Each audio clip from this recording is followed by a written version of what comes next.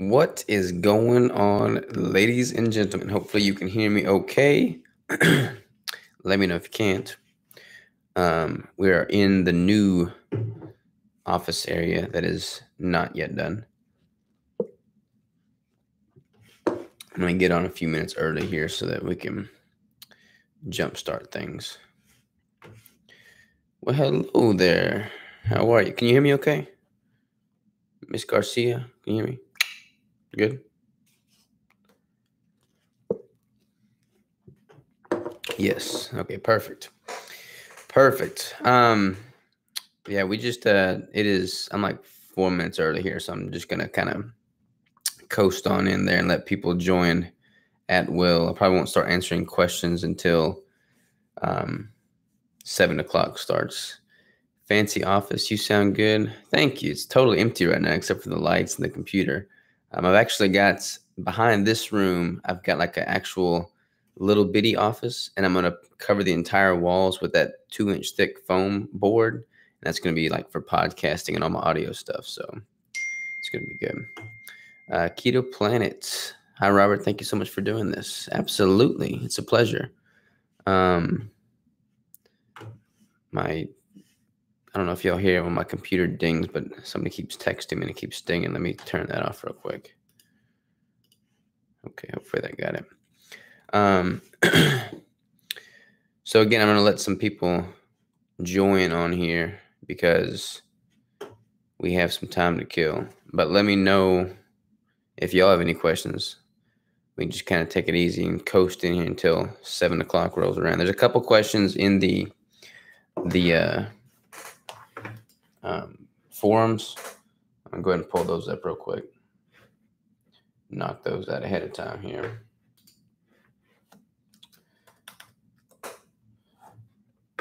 By golly.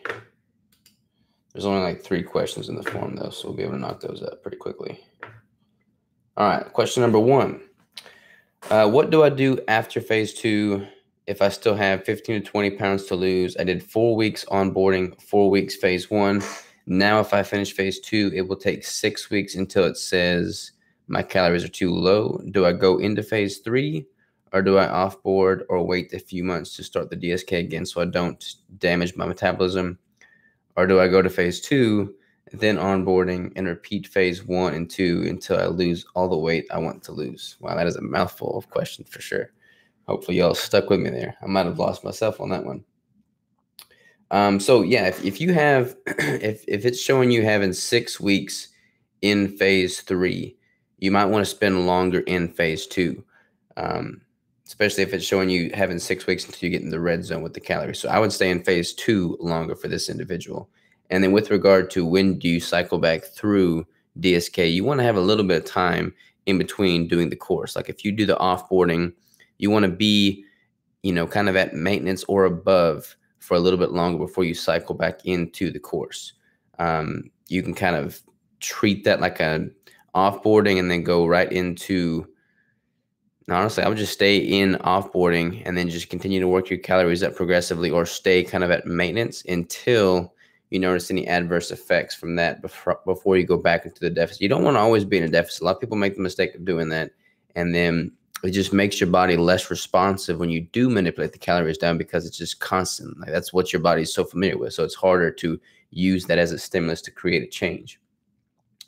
Thanks for the Q&A. It may just be me, but my total 10 grams of carbs is tight but doable, and it takes planning. That's okay because it builds discipline. However, I wish I would have known up front what you consider negligible carbs. And then she goes on to talk about, the heavy cream and the eggs, which I said are pretty low in total carbs. So great question there. Eggs and heavy cream are like 0.5 gram of carb per serving. So I normally don't count those. It kind of depends on what macro tracker you use. Some round up, some round down. Mine rounds down. So I don't really count it unless I'm taking in a lot of heavy cream or like a dozen eggs at a time. If you're just taking in a couple eggs or a couple tablespoons of heavy cream, then I wouldn't worry about it. But if you're taking in like, a latte, heavy cream, what do they call it? Breve, which is pretty much no water, all heavy cream, and then coffee, I would definitely count that as some grams of carbs for sure. Next question. I'm 5 foot tall. I'm at 1,300 calories. Macros are fat 117, total carbs 10, and protein 59. So I'm beginning on Monday. I'm told to do onboarding, but not sure how high I should go before I do phase 1. My protein threshold is pretty high because when I did compete, there was no high fat training. I understand that my fats have to be higher, and you say we shouldn't go below 1,300 calories a day, yet I'm worried that I'm not going to build enough muscle and lean out. They're presently 113 pounds and want to get between 100 and 102 pounds. So definitely on board. With regards to how long you want to go up in calories, what I recommend doing is titrating them up until you notice adverse effect. I know that when you're doing the spreadsheet, it goes green once you hit, I believe, 1,600 calories, but just simply because it goes green and you hit 1,600 calories, I mean, you're going to be in the red zone after a couple weeks in phase 1. So I don't necessarily recommend just starting as soon as it allows you to move forward. I recommend trying to titrate calories up to about 1,800 or so roughly, and then starting there for this individual. And again, that's kind of high, but she's probably got a little bit lower threshold because she's only 5 foot tall. I mean, that's much shorter than, that you have to kind of look at that through a different lens than somebody that's like a male that's 6'5", but I would titrate calories up until she notices adverse effects there. Last question from the forums. How do we figure out what our calories, macros should be for maintenance once we finish offboarding? So kind of a similar principle there. When you're doing an offboarding and you're titrating your calories back up and you're going up slightly faster than when you're going down, say you're increasing by 10 grams per week as opposed to 5 grams per week, you're going to keep adding those calories in until you notice just an unnecessary gain in body fat percentage, or there's like a tipping point at which the extra calories, extra weight doesn't really add to any additional strength gains or additional benefit in your training and performance. And then it can start, tipping in the direction of just unnecessary fat gain. And when that happens, there's no advantage to just continually adding more and more calories. And again, there's like a lag effect. So it might take a little while, a few weeks for that to level out, but I would just kind of track, almost as consistently as you did when you're going into the caloric deficit, and just really pay attention to how your body responds and kind of what your body fat and composition are doing. You have to expect a little bit of fat gain as you increase calories, because your body's going to be very responsive and it's going to soak up and be a sponge. But the same is true with muscle. You're going to be able to prime yourself for muscle and build muscle. So take that into consideration and just, keep an eye on what your composition is looking like. If it starts going the wrong direction, then you can kind of tap the brakes a little bit and know that you're getting pretty close to your maintenance or right at maintenance. Now, let's jump into these questions on the YouTube here. Hopefully, more or less, everybody's jumped on here. Let's see here. Hi from Atlanta. Judy, I'm 60 years old and I'm very short, 5 foot and 1,300 calories are a lot for me. I want to lose 10 pounds since I'm so small. Can I lower calories? What's that? That wasn't the person that I responded to here. Pretty similar response though. So yeah, basically what I said for the forum question would also apply to you. But honestly, like 1,300 calories is pretty low, even if you're 5 foot.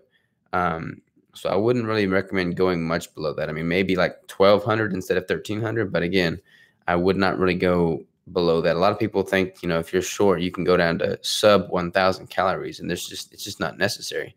I would not recommend that. Keto body, American made. I am a male, 6'5" tall, 52 years old. Yeah, so exactly. Your calories can be a little bit different than someone that's 5 foot. Onboarding has made me hungrier than when I was eating lower calories. I feel my metabolism has increased. Any ideas why? Yes. So when you're onboarding, you're basically increasing your calories. I want to make sure you said onboarding and offboarding. You're increasing your calories from what you were. I don't know what your calories were before you started onboarding, but I'm assuming they were significantly lower. When you increase your caloric intake, your body's going to ramp up. Your metabolism is going to, improve. You are going to become hungrier. It's kind of funny. Like, people think the exact opposite would be true. You would think that you eat more food and you're less hungry, but actually you eat more food, you're intaking more energy, you're speeding up your body's internal metabolism, and just the mechanics that are going on internally. And that's going to result in more hunger, more calories burned. Your body burns calories to process the extra calories you're consuming, if that makes sense. Maria, help. My InBody shows that I lost 2 pounds muscle and gained 2 pounds of body fat. Okay, great question. Glad you asked this. What does it show with regards to total body water? Because I'd be willing to bet that you did not lose any muscle and you did not gain any body fat, but your total body water on the InBody was different each time you tested. If that is off, that's going to skew the numbers and show an increase in body fat and a drop in muscle. But I highly doubt. I mean, have you lost any strength in the gym while training? I would venture to say probably not, but I would look at that total body water for sure. Yes, similar response. Christos, I have gained 3 pounds in the first week of DSK. I'm concerned my macros are wrong. So Christos is playing a little devil's advocate. He's asking me questions that somebody else would ask. So great question. Question for you, Christos. Are you doing the onboarding? Or are you in phase 1? Which one is it? If you're gaining 3 pounds, you know, your body can gain 3 pounds. I've gained 7 pounds overnight simply as a result of water manipulation. So don't let that sway you in any wrong way. I mean, manipulations like that are totally electrolyte related, water related. Focus on what your body composition is looking like and what the measurements are doing. But if you're gaining weight in onboarding and you were at an extreme caloric deficit, because that's probably what the case is. If you're needing onboarding in the first place, your body's going to fill out. Your muscles are going to fill out. Everything's just going to fill out a little bit more, and you'll probably hold a little bit more water initially until your body regulates. So don't let that have any kind of negative effect on you internally. Water increased. Yeah. Phase 1 onboarding. Yeah. So onboarding, especially, I mean, if you're at a caloric deficit, kind of like what I just said, and you start increasing calories, your body is going to have like a little adjustment period in which it has to say, okay, so let me just give you a visual here. You're in let's say you're a female, you're intaking 1,000 calories. You've been in a caloric deficit for far too long, and you're frustrated because you're not losing weight. And here I am telling you to eat more calories in onboarding. Your body is going to have that lag effect. It's going to put on a little bit of weight initially. Sometimes people will have an immediate drop in weight. But looking at this big picture, just on average, when you're at such a low caloric intake to the point that you need onboarding in the first place, and you've been there for a long time, your body's basically convinced itself that it's in starvation mode and that resources are not available, that it's not going to get the energy it needs to go through day-to-day function. So when you start increasing calories, it's initially going to hold on to that, and that's going to result in that initial increase in weight. Once you continually give your body enough through the onboarding's increase in calories, your body's going to recognize that it's not depleted, it's not deprived, that it doesn't have to, pretend it's in starvation mode and hold on to everything you give it. So then it will kind of equalize, and then you'll start losing that weight. Very important point there. Abby, to back up Robert's answer with the InBody, during DSK, my drop in muscle always correlated with my body water. Yeah, 100%. Always check that. And it's good because a lot of the other testing devices don't take into account body water. So I actually like the fact that the InBody has that skewed result, because then you can kind of pinpoint what your water is doing and why. Thank you. Those were a few questions recently on the forums and wanted folks to hear. Yes, Judy. I'm Raquel, the other 5-foot gal, and I'm 67. Robert, when Crystal was training, her carbs were higher. Why? Her carbs were not higher. I don't know where you saw that. We had her start at 15 grams, but she did a 6-month prep. So it was double what DSK is. And then she titrated down to, sub 10 grams of total carbs. So yeah, she kept it pretty low with the total carbs. Thanks for your answer. Excited to see how my body responds over the next couple of weeks. I'm excited too. Let us know. Sean, how many bags of Doritos can I have on this diet? They are keto, right? Nope, definitely not keto. Yeah, definitely not keto. People always want to see what they can sneak in to make it work. And that's just like the wrong mentality from the get-go. Like, that's just skewing things and setting yourself up for failure. Don't ask what you can get away with. Ask what you can do to optimize. Let's see here. I'm trying, but I'm so full with the increase in calories. If I don't drink coffee or tea, is it better to skip the breakfast, or can I have bone broth with fats? You can definitely have bone broth with fat. I wouldn't necessarily recommend having that early in the day because that bone broth still has protein in there, and I recommend doing a fat fast throughout the morning hours, just simply to kind of be more in line with your body's natural hormonal patterns. So I would push back that first meal or the bone broth with the protein until a little bit later. Are Monster 0-calorie drinks okay on DSK? Technically, they are from a macronutrient standpoint. However, I've had several people that drink the Monster Energy drinks and notice that their cravings are amplified simply because that sweetness in there can still elicit an insulin response. Even if it doesn't necessarily boost your blood glucose, it can still elicit an insulin response. And that's going to kind of trigger cravings and make you desire more of the sweet foods and honestly make you even more hungry. I think Monster uses acesulfame potassium and sucralose, if I remember correctly, both of which aren't really optimal. As far as sweeteners go, I recommend going with either monk fruit or stevia.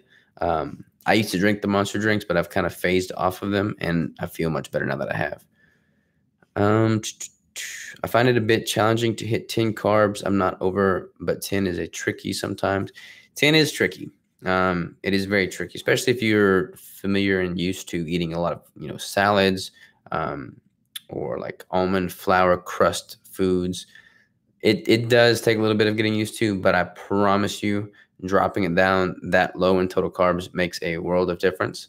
So I highly encourage you to maintain that low intake throughout the duration of the course. Monsters seem to halt my appetite. Really? That might be from the caffeine. Caffeine can have a satiating effect, but it's kind of like a give or take. It's kind of whatever based on the individual is more overpowering. Does the caffeine overpower the artificial sweeteners, or do the artificial sweeteners overpower the caffeine with regards to hunger? But I'm trying to drink more herbal teas instead. Let me know if you find an herbal tea that you like. I honestly have not found one that I'm just crazy about. I go in and out of my cravings for tea. Sometimes I love them and sometimes not so much. Here I am drinking Starbucks. Gotta love my coffee. I just came back from the gym, y'all. Sorry, I'm all nasty looking. What are some other good questions? We have plenty of time. I'm gonna allot an hour each time we do these lives. So let me take this opportunity to talk about Christos. Christos is one of the moderators on the forums. He's an awesome moderator, along with all the other moderators on the forums.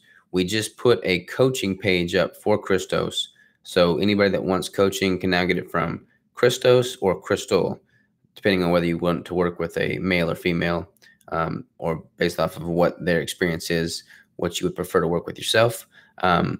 Both Crystal and Christos are highly qualified. I've trained them both, so they've both gone through working with me directly and have gone through the DSK course, and they know their stuff and totally vouch for him. Christos is awesome. I'm really excited that he's joining the team. He's good. He's good. If y'all have interacted with him at all on the forums, he knows his stuff. So huge shout out to Christos there. Celestial apple spice. I have tried the Celestial. I have not tried the apple spice though, so I will give that a shot. Also, with alternative sweeteners could cause bloat and stalls too. I forget if you mentioned that or not. Yes.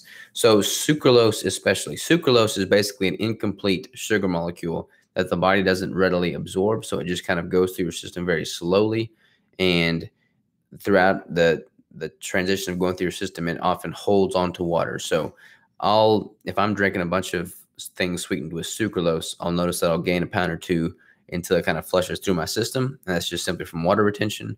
And it does kind of bloat you, so I don't necessarily recommend that. Again, that's kind of a temporary thing. Like, it's not really going to be a hindrance to losing body fat, the bloating aspect, but it's just not optimal. Who wants to be bloated and hold extra water? Depending on who you are and which sweeteners. Yeah. So again, kind of individual basis. Is it okay to do 45 minutes low intensity cardio every couple of days? I don't necessarily recommend doing just like a constant 45 minutes low intensity cardio from the get-go throughout the duration of the course. And here's why. Try and think of a graph. Okay, we've got a graph and we have calories slowly titrating down to apply constant pressure to the body. On the inverse of that, we're going to have cardio slowly titrating up to make sure that your body does not get in a plateau and hold there. Like if you ever get in a plateau due to nutrition, we can bump up the cardio a little bit and bump past that plateau. Or if the cardio, you reach a plateau there, we can titrate down the nutrition or titrate down the calories a little bit. So you want to kind of have those as variables that you can manipulate and play with. If you're just constantly at 45 minutes every other day, even keel throughout the entire 90 days, that removes that as something that you can manipulate and titrate up or down to get the body moving again. So I don't necessarily recommend doing that. Are you going to the Berg Summit in October? I'm actually going to be traveling all October. We're going to go to Washington. We're going to go to California, Oregon, Washington, Colorado, and back down to Arkansas. We have Crystal wants to see her family. She hasn't seen her family in a year and a half, so we're going to go do that. And then we have my house that I bought is still up in Washington. We still have some stuff there, so I'm going to go there. I would love to go to the Berg Summit. Once we get everything organized with our new setup and our new place and the business, I'm going to go to freaking all of these conferences. I am. But until we get that all set up, I'm just totally homeless right now, basically. Are you going? Yeah, Abby, I love Zevia, and I'd swear drinking it stalls me. Yeah, it's really good. Plus, the carbonation kind of adds to feeling satiated, like you feel more full with the carbonation. But it does kind of stall a lot of people, so I would recommend that if you've been doing it, then continue to do it. And then if you start to stall, maybe take that out of the equation and see if your body starts moving again. Let's see here. I'm running the New York City Marathon since November, and I'm concerned that 10 carbs are going to be enough to get me through the rest of the training that you run the race. If you're fat adapted, if you're fully fat adapted, the 10 grams of carbs is totally fine. I mean, the carbs at that point is a non-issue. I would make sure that you have enough energy that you're consuming so that you have fuel in that regard. You know, I've had several endurance athletes on my podcast, and they'll do an endurance event and have like a fat bomb or something on them that they can, intake if they notice they're feeling a little bit of a lull during the marathon. But I don't necessarily recommend the carbs. 10 grams of carbs will get you through for sure. Is it just my video, but did the video pause but still have sound? I don't know. Am I paused right now? LOL, power on. Abby, the sound and video are fine. Huh. It must just be you, Abby. Must just be you. I think I just got internet yesterday, so hopefully the internet here at this new location is decent. Hopefully. Let's see how we're doing on time. We got plenty of time, y'all, so keep the questions coming. Thanks, Robert. Ready to help folks out. I want to see everyone meet their goals. I have been in your shoes, so I understand. Yeah, 100%. 100%. Anybody that has any questions, hit Christos up for sure. I also had my major eating disorders and super sensitivities. Crystal and Christos equals stomach issues. Yeah, and me too. I mean, I had my eating disorders as well. I think being honest about eating disorders is hugely important. Like I'll have clients that I work with, and they're almost ashamed to tell me when we communicate that they've, gone off the rails, eaten a bunch of food that wasn't in the macros or not even keto sometimes. And they're beating themselves up. So like the last thing I want to do is beat them up. But I can relate with them. And when you relate with somebody, it makes them that much more likely to hold true because they don't feel as excluded. Like if I, relate to them in the fact and I illustrate that I've been through the same thing and gone through eating disorders, they're less likely to think that they're alone in this and get depressed and eat things that they shouldn't. It works again. Okay, good. Is 1,500 calories the minimum for a 5'5" woman currently weigh 128 pounds? So 1,500 calories isn't the minimum. The spreadsheet kind of like caps off at, I want to say 1,200 or 1,250, somewhere in there. I don't recommend going lower than that for sure. I don't really recommend going below 1,300. I don't know where you're at in the program. Excuse me. If you're starting at 1,500 calories, I'd recommend titrating up a little bit from that if you can. Guilty. Yeah, I think we're all guilty of that. So there's no shame in admitting to it. Before I start phase 1, or should I try increasing higher until I put on a significant amount of weight? You probably won't put on a significant amount of weights. I mean, if you have enough. Oh wait, you just responded again. Sorry, I meant 1,500 calories maximum, not minimum. Yeah, 1,500 is not a maximum. You can definitely go higher. I've actually got a client right now that I'm really, really proud of. She has been at a caloric deficit her whole life and has had eating disorders. And she's worked with me. We kind of clean things up. I've got her on reverse dieting macros now. And she is at, I think, 2,300 calories right now. And she is killing it. She's losing weight every week as I increase her calories every week. And like her metabolism's improved, her hormones have improved, her body fat percentage has gone down. That's exactly what you want to happen. And it takes a while for your body to adjust to that and make it happen. But you want to have a healthy metabolism and hormones and not be at just a chronic deficit. I struggle getting below 250. That is my stubborn set point, but I am not on the DSK program either. Oh, well, shoot, that's your problem. You gotta do DSK. No, I'm joking. Yeah, I think, everybody's got kind of like a homeostatic point in which their body gravitates towards. That's where your body wants to be. That's what it's familiar with. And it's hard to push past that window. That's why you have to introduce a lot of other stimuli that is going to shock the body and just push things in a rapid or a very gradual way, but in a healthy, sustainable way. And DSK is a great way to do that from a nutritional standpoint and manipulating the macros so that you can constantly be applying that pressure. Do you know why the spreadsheet allows you to go below 1,300 calories? Allows, as in it doesn't get read until it's in the mid 1,200s or something? Yeah, so we put a little bit of a buffer on there each way, just to kind of make sure that there was no spreadsheet errors. And again, that would be applicable to somebody that's 5 foot or shorter, very, very light.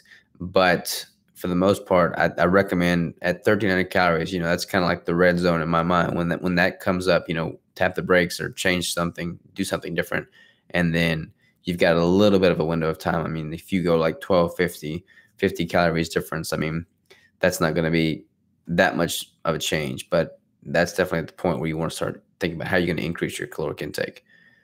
Wow, 2,300 calories is my dream. Yeah, it's pretty cool. Like, it's cool to see people that have been afraid to eat their entire life start eating again and become healthier. Because food is not the enemy. I mean, food is fuel. Food is a necessary source for the energy needed to power you through the day. And having that mindset is key. If you look at food as the reason you get fat, then that's just a very negative psychological feedback loop that you're creating for yourself. So having it seen as a food, as energy is important. It is. Actually, just to kind of give you a little allude to my next series. It's going to be a bulking series, and I'm going to get fat. Like, I'm going to have to just be okay with it, though. But looking through the lens of cycling things, whether it's, your calorie intake, your calorie deficit, your training, cycling things in that sense makes it much more sustainable. You can kind of give your body a break it needs and then reintroduce the stimulus that is more responsive to that stimulus. How many days weightlifting should one do every week? I lift weights 3 times a week, but I haven't time to do more. So that kind of depends on where you're coming from. If you haven't trained much in the past, then your body's going to be very, very responsive to 1 day a week of training. If you've been hitting it 7 days a week and then you drop it down to 3, your body is going to not be as responsive. Or if you were overtraining it 7 days a week, then it's probably going to be advantageous to drop it down. So I need a little bit more background on that. But if you've only got the time for 3 days a week, then train the 3 days. There's a template in the training protocol lesson for 3 days a week. It's a push-pull leg split, which I recommend if you've only got about 3 days a week, because you can pretty much hit all the muscle groups on only the 3 days. Let's talk about the beginner weight training program. Love the video. I'm not sure how to build up so I can complete the workouts. Glad you liked the video. We're trying to pump those out. So let's talk about the beginner weight training program. And the question is, not sure how to build up so I can complete the workouts. So I'm trying to think what all movements were in there, like push-ups, for instance. Let's say you can't do 10 push-ups or whatever the number was in that. Then start with what you can do, and then just kind of have that number in your mind. It's like if the first week you can only get 4, next week try and get 5, maybe even 6. Maybe if you can't get 5, try and do 4 and then hold it for a little bit longer. Anything you can do to add a little bit more resistance or a little bit more time under tension or a little bit more, engaging of the strength, anything you can do to kind of push the needle a little bit in the right direction, that's going to contribute to more strength. And before you know it, you'll be able to complete the whole program and then some. I lifted weights for 2 to 3 days per week for the past 6 months, but I lift heavy. Yeah, and if you lift heavy, if you're only going to lift 3 days a week, 2 or 3 days a week, then I definitely encourage you to lift heavy. Because if you're lifting light and you're only going in 2 or 3 times a week, then you're getting the blood flow, you're getting the muscle stimulation, but you're not really engaging those deep muscle tissue fibers if you're lifting light. Whereas if you're lifting heavy, you are, and those take a few more days to recover. So you can kind of have a little bit more time in between training sessions. By the way, I asked a trainer at the YMCA to walk through some of the sets and exercises, and they want to use that routine.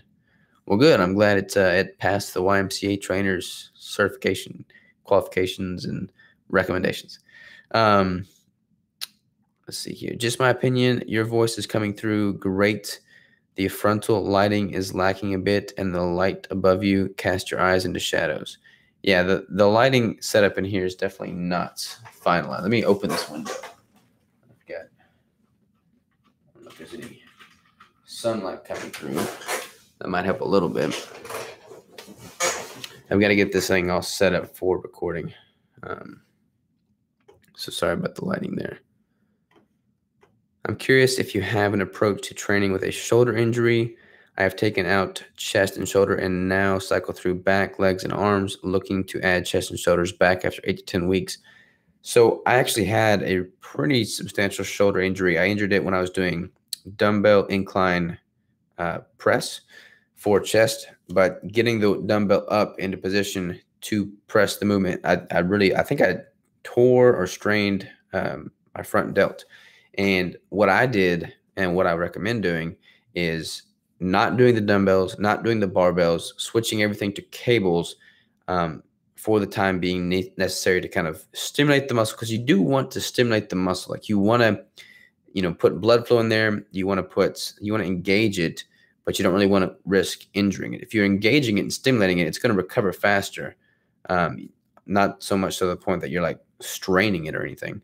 But the thing about cables is you can pretty much get into position with slack in the cable before you perform the movement.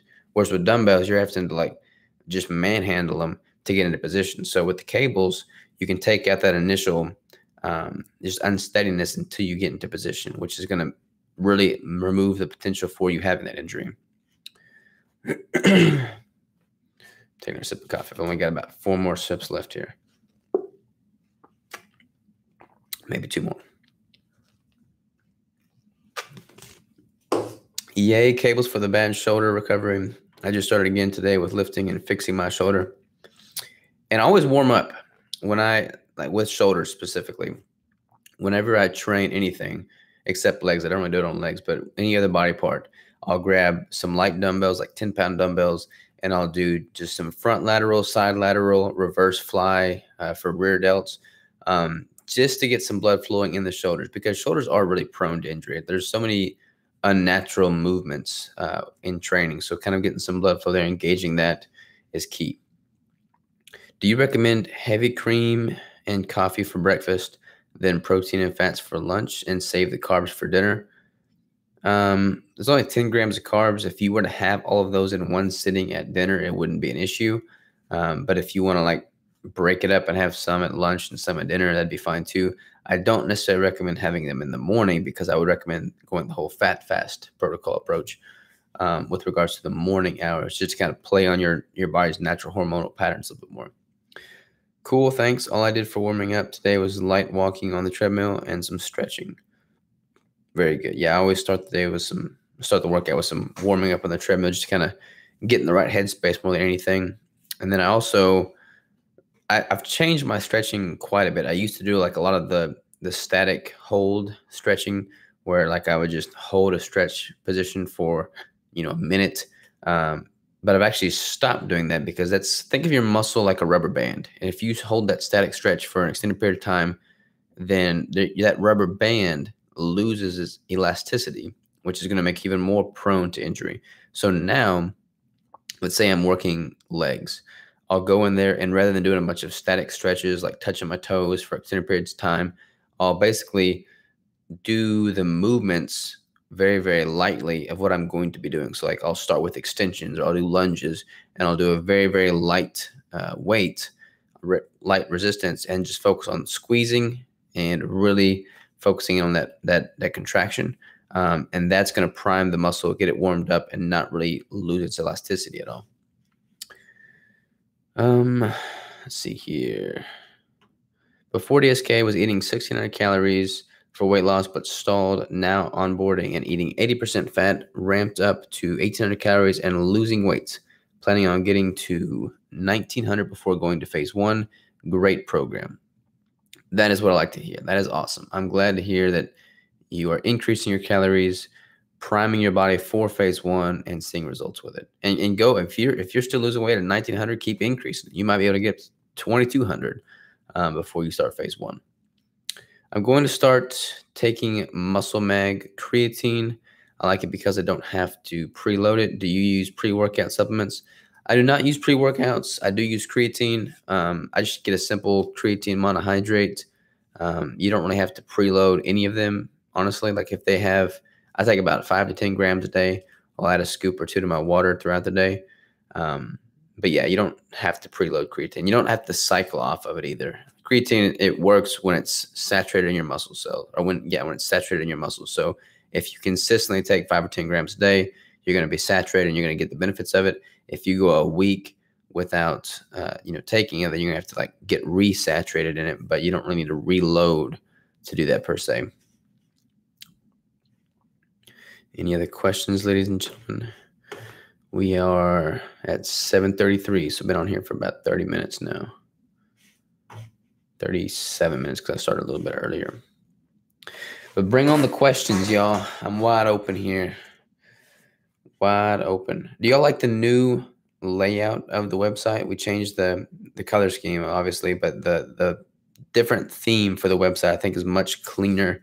I feel like it's much more easier to navigate, and the forums I think are much better now too. But we're totally open for any suggestions. If y'all have any recommendations as far as what would make the site better, the course better, let us know. Is mackerel okay to eat? Is it fatty enough? Mackerel is great. I love mackerel. I love sardines. I love smoked trout, smoked salmon. All of those fish are good.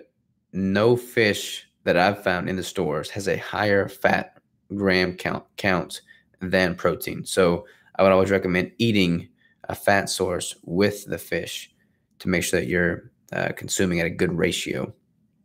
If you find one that's got a higher fat gram count than protein, let me know, because I would be very curious to try it.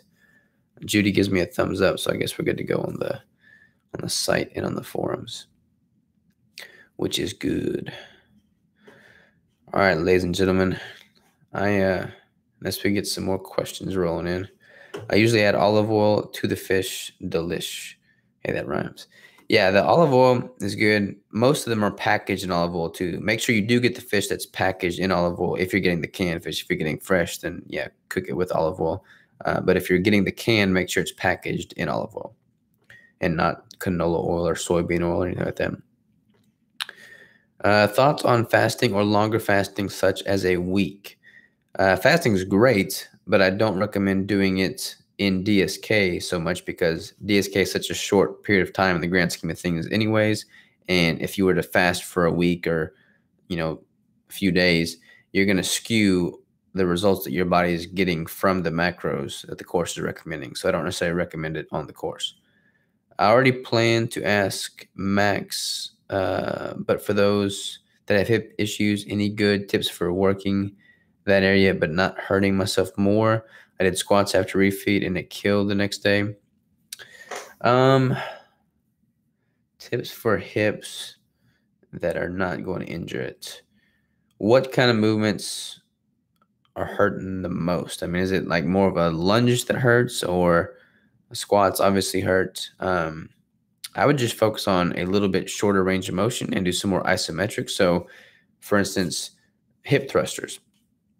Try doing that with a lightweight, scaling up, and then rather than doing the entire range of motion, if there's a specific spot in there that hurts, try and do a part way range of motion, then holding that position in an isometric hold for an extended period of time, so that you're engaging the muscles, but you're not hurting that problem area.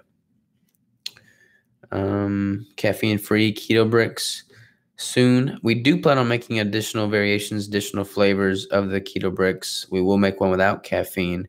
However, the caffeine that's in the keto brick currently is only like 30 milligrams. So a cup of tea's got more caffeine in it than the keto brick. Gotcha. I haven't played around with it. Is peanut butter allowed on DSK? So most peanut butters are going to have more carbs than I like to consume in a nut butter. If I'm going to go with a nut butter, I typically go with the peely nut butter or the peely nuts, simply because those have the lowest carb count as any of the nuts out there. Almond butter is better than peanut butter. Peanut butter is just a lot of carbs in peanut butter. Thanks for this. Thanks for that. It makes sense. You betcha. How about an MCT-free keto brick? I'm allergic. Allergic to MCT? That's interesting. I haven't heard of anybody being allergic to that.